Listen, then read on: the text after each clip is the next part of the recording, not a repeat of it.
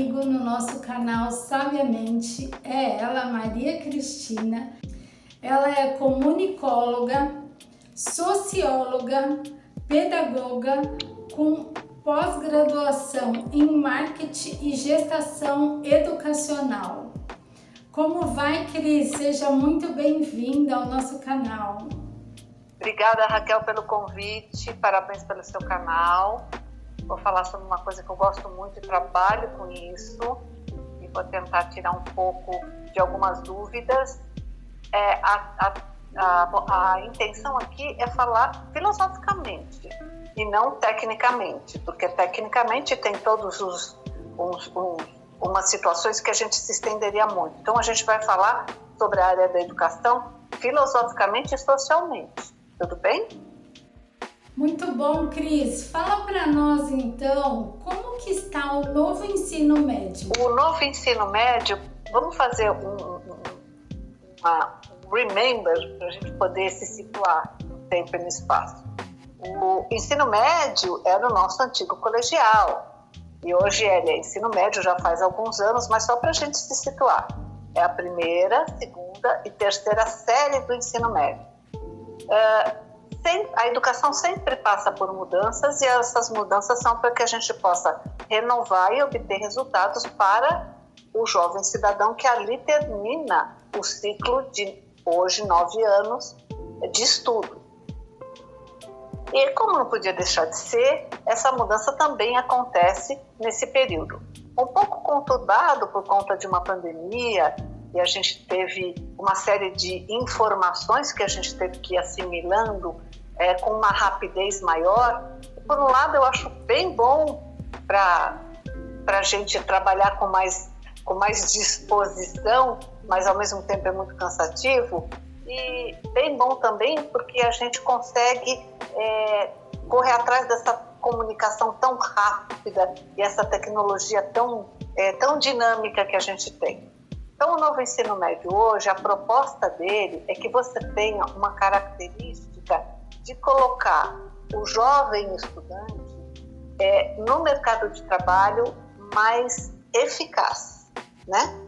Então, a gente começa com o primeiro ano tendo as disciplinas normais, que a gente tem como português, matemática, filosofia, sociologia, essas são as nossas disciplinas normais, e já engatilhando com 3 novas disciplinas com nomes diferenciados, que é isso que a gente vai ter que começar a entender, que é o projeto de vida, que é a tecnologia e que é as eletivas. Então, cada uma tem uma característica própria que é para embasar e orientar todos os estudantes para a segunda fase, que é a fase ou da faculdade ou da vida de todo mundo, de procurar emprego, da vida profissional. Então, é para fazer com que essa criança, que a gente diz que é criança, mas que esses estudantes tenham um pouco mais de conhecimento do que virá.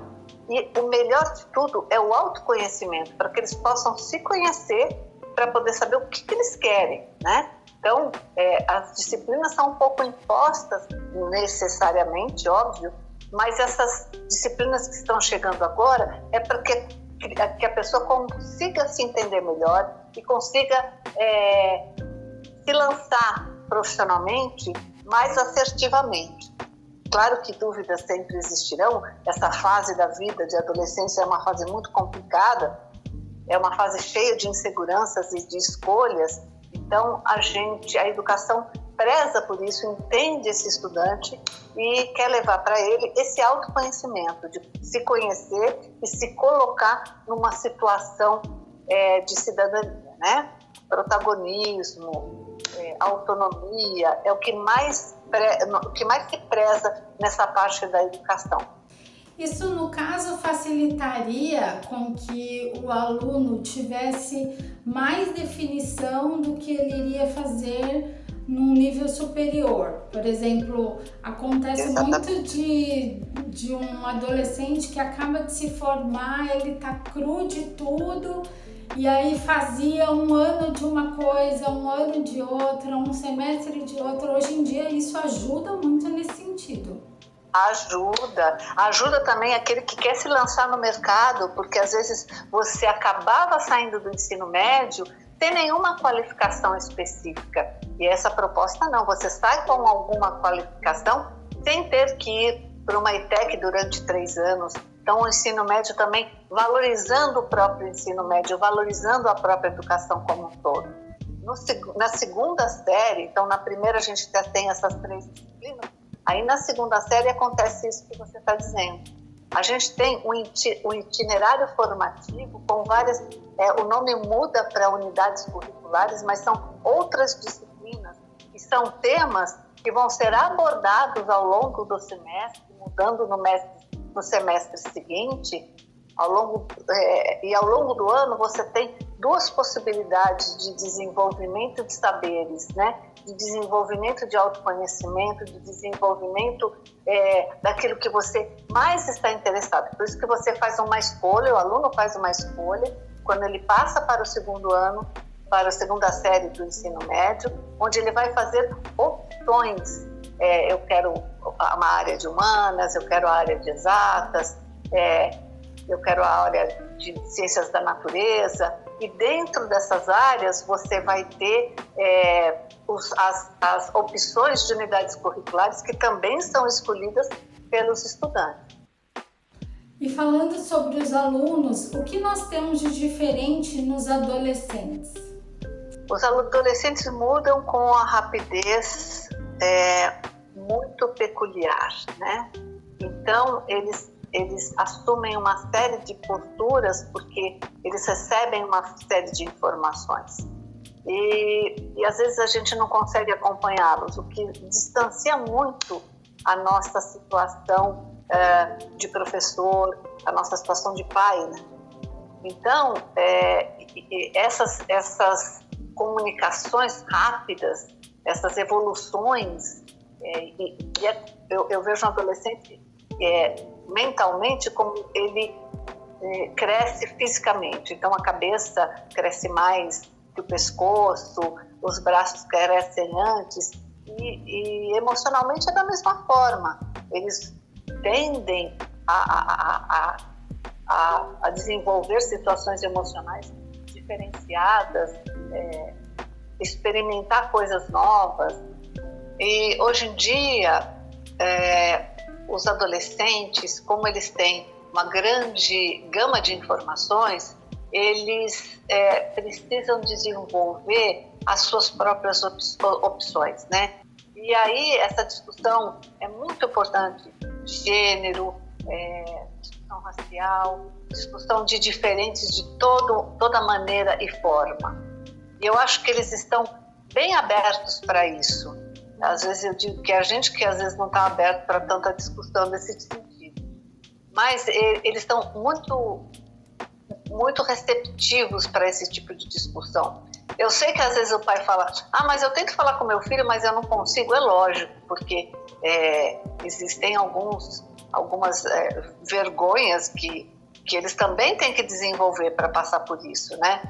Mas eles estão bem abertos para esse tipo de discussão, para esse tipo de entendimento. Eles estão sem amarras para discutir ou saber o que eles querem, o que eles não querem. Então eu acho isso muito bacana, e se a gente souber aproveitar essa propriedade que eles têm de se autoconhecer, dessa proposta de autoconhecimento, eu acho que a gente tem uma comunicação muito maior, e essa comunicação faz com que eles nos ouçam e a gente os escute também, né? E não existe melhor forma de se conhecer alguém ou de se travar qualquer tipo de relacionamento saudável se você não tiver um que escute, outro que fale, outro que escute, né? Até a questão de que, assim, muitas pessoas reclamam por eles questionarem muito, né? Por serem, existe até a expressão os mimimis, mas na verdade eu acredito que eles estão muito mais abertos a mudanças, a aceitações do que uma era um pouco mais antiga. Então, eu acredito que essa questão do questionamento, ela pode ser positiva, sim, né? E pode, além de aprender, eles também nos ensinam, né, muito com essa questão, nos mostrar um outro olhar, uma outra visão. Exatamente, exatamente. A gente tem as crianças pequenas com 5 anos que ficam, por quê? Por quê? Porque a gente sabe disso.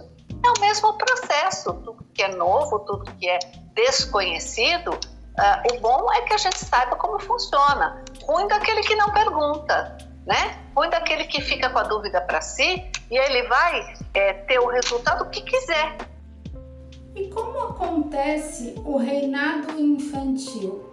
Eu chamo de reinado infantil porque aí a gente tem que traçar um pouquinho uma discussão sobre os pais, né? Os pais, eles tiveram uma vida que de repente não foi uma vida que foi satisfatória para eles, porque talvez, como você mesmo disse, um sistema tradicional, ele é muito duro às vezes, você não tem compreensão das coisas, ou quando você vai compreender as coisas, você já é uma pessoa mais velha, e aí o que acontece? Ele não consegue mais resgatar esse papel quanto adolescente, então quando ele tem um filho, ele fala, meu filho não vai sofrer.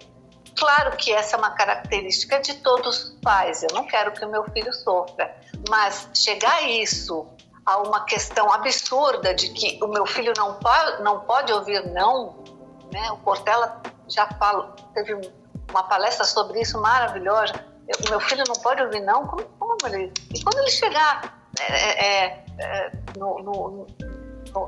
no trabalho dele e ele tiver que ouvir não, ou quando ele tiver que ouvir o primeiro não da namorada, ou do namorado, ou do seu parceiro, ou quando ele tiver que ouvir não por algum motivo que seja, e esse não nunca foi dado a ele, ou pelo menos não foi dito para ele como ele se posicionar diante de uma negativa da vida.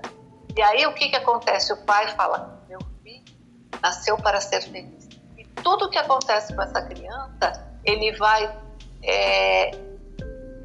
pautar na situação de que a criança está sempre certa.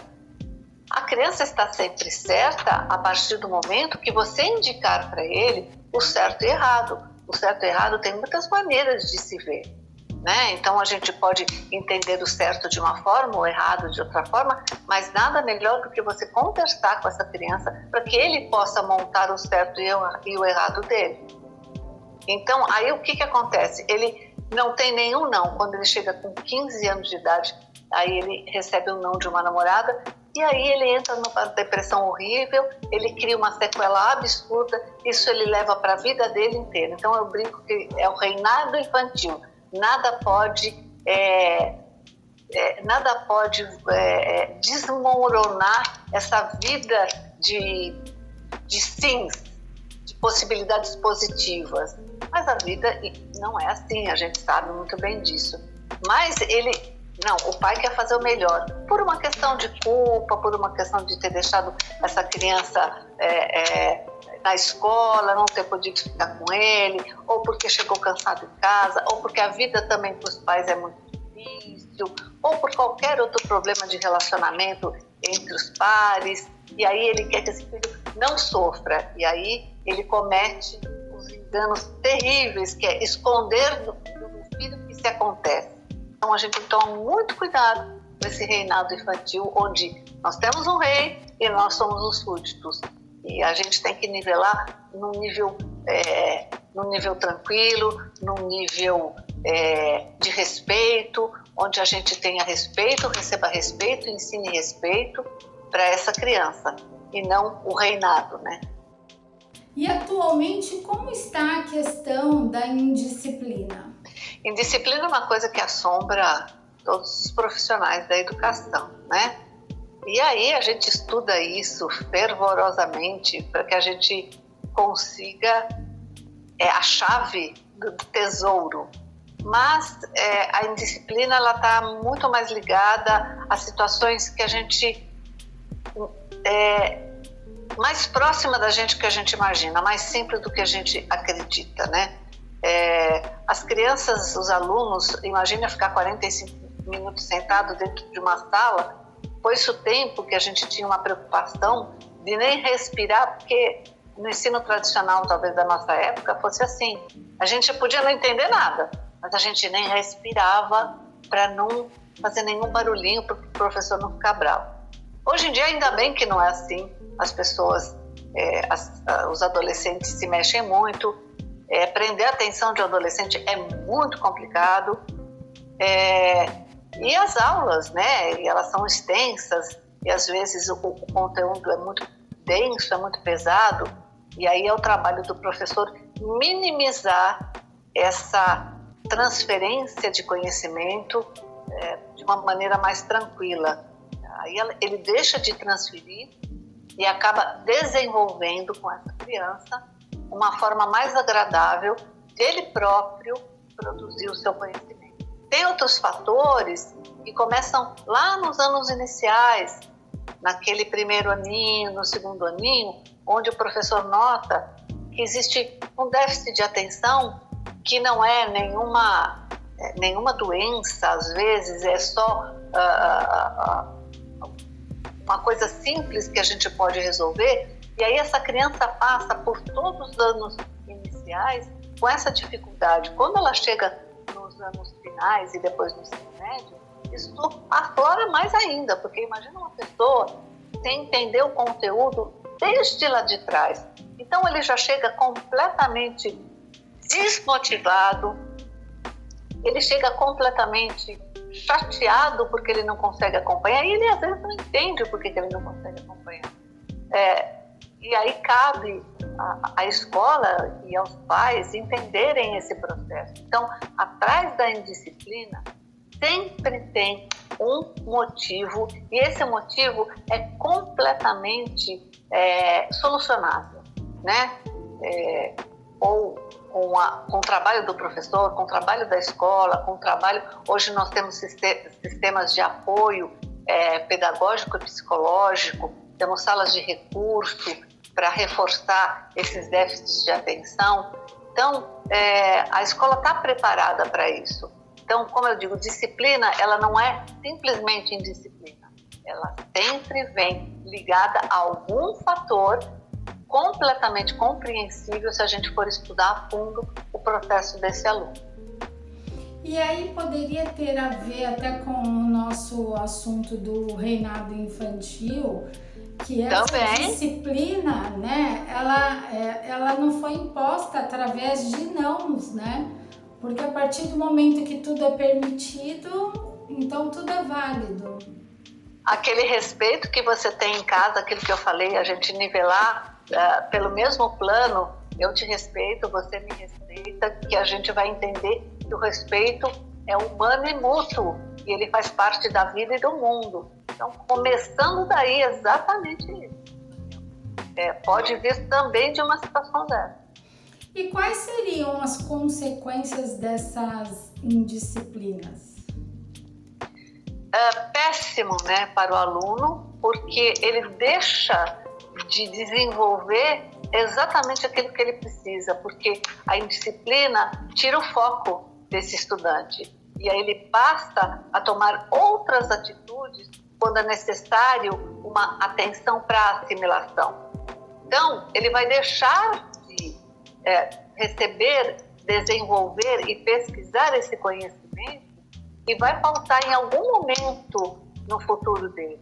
Então, é péssimo para o aluno, porque quanto mais indisciplinado ele estiver nessa situação, menos ele vai participar das atividades e do desenvolvimento do seu ano, da sua série, da sua sala, do seu grupo, da sua socialização. Ele vai sempre estar de uma forma, apesar de a indisciplina, é aquele cara legal, descolado, mas ele deixa de fazer parte do grupo quando você desenvolve o trabalho. E qual dica a gente poderia estar deixando para esses pais, né? Porque já que a ideia é melhorar a educação, né? Esses pais não querem que esses pais sofram, e isso sim é natural, mas a falta desse não vai trazer, consequentemente, sofrimentos futuros, qual dica você deixaria para eles? Pais, a gente brinca, diz, eu tenho filhos, então eu posso dizer também que filhos não vêm com manual, mas pai também não vem com manual. Então, a gente vai, crianças e pais, eles vão se conhecendo. Eles serão sempre nossos filhos, sempre. A escolarização, ela vai ficar com eles por um período, mas eles vão continuar sendo da gente todo o tempo. Ah, mas agora ele está grande, ele pode estudar sozinho? Ninguém está pedindo para você estudar com ele, mas tem interesse pelo que ele faz. Porque a gente não pode deixar, no primeiro aninho, nos anos iniciais, a gente está em cima, ajuda. Ah, mas quando ele chega no ensino médio, ele não precisa sim. Ele precisa do apoio, ele precisa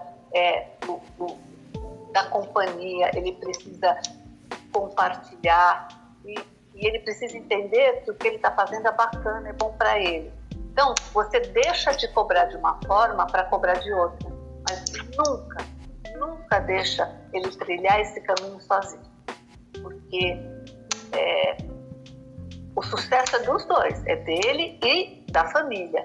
Então, a dica que eu digo é, nunca deixe ele trilhar esse caminho sozinho. Ele vai ser seu filho para sempre, ele vai passar um tempo na escola, mas sempre incentiva. Mas eu não posso, eu já nem entendo mais as equações matemáticas. Não precisa, gente. É só partilhar dele, participar da reunião, participar dos eventos escolares que a gente tem, né? É saber o que aconteceu na escola, é saber como ele está se sentindo com as novas informações que ele recebe, é saber o que ele realmente quer. Agora, com o novo ensino médio, que ele tem que fazer opções na segunda série do ensino médio, fica com ele, tenta entender o que ele vai escolher, tenta ajudar para ele poder entender, faça parte da vida escolar do seu filho. Mesmo que não seja para ensinar, porque quem ensina, quem escolariza a escola, mas que nem ensina mais, a gente desenvolve o aprender, mas esteja sempre com ele. Isso é a melhor dica para que você tenha um estudante, um cidadão de sucesso. Às vezes tudo que o filho precisa é ser ouvido, é receber essa atenção, aquilo que nós tínhamos lá atrás, de no momento da refeição, todo mundo estar conversando, ou no momento que o filho está fazendo a lição, a mãe sentar ali do lado e ficar do lado ali, né, participando daquilo, porque é o que você disse, você não precisa saber o conteúdo, mas você estar ao lado, apoiando, incentivando, faz toda a diferença. E hoje em dia, a gente não temos mais os nossos jantares, né? Vou jantar, vou fazer um jantar com a minha família. Hoje não tem mais, porque a vida é corrida. Mas tem lá, né? Manda lá um recadinho. Oi aí, cara, o que tá fazendo? Tá na escola? Que aula que tá tendo? E agora que você fez a escolha certa? Você vai querer mudar? Poxa, a gente tem tanta comunicação no celular, não precisamos estar em volta da mesa. Então, vamos substituir as coisas que a gente tinha para o que a gente tem agora, mas nunca deixar esse afastamento acontecer. Cris, eu gostaria que você então comentasse sobre a frase do filósofo Pitágoras: educai as crianças e não precisará punir os homens. Essa frase de Pitágoras é para fortalecer tudo que a gente conversou hoje, né? A gente conversou desde os anos iniciais e fomos até o ensino médio. Então, vamos ter sempre um olhar para a criança, vamos ter sempre um olhar para o nosso adolescente, vamos ter sempre um olhar para aquele adulto que ele vai se tornar. Eu acho que se a criança tiver a educação, o desenvolvimento, a aprendizagem garantida, criança sendo criança, aprendendo o que tem que aprender, desenvolvendo o que tem que desenvolver, tendo espaço que tem que ter, nós vamos ter homens melhores, educando as nossas crianças, deixando as crianças serem crianças, dando a elas toda a necessidade que elas precisam para fazer um desenvolvimento saudável,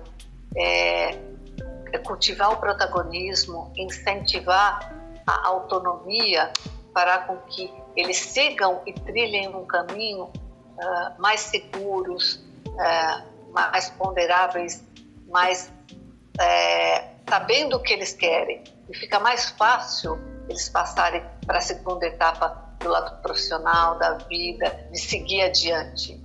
Cuidando das nossas crianças, com certeza nós teremos homens de bem, homens seguros, homens que saberão o que a vida vai lhe proporcionar e vão fazer da vida o seu melhor caminho. Bom, então é isso. Hoje nós falamos com a queridíssima Maria Cristina. Ela que fala com tanto amor, com tanto carinho pelo que ela tem, e espero que isso possa nos ajudar, tanto como pais, como filhos, como cidadãos.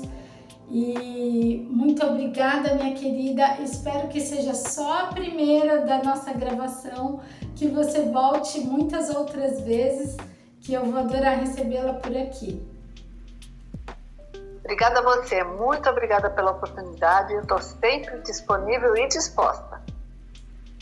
Que bom. Obrigada, um beijo a todos. Fiquem todos com Deus.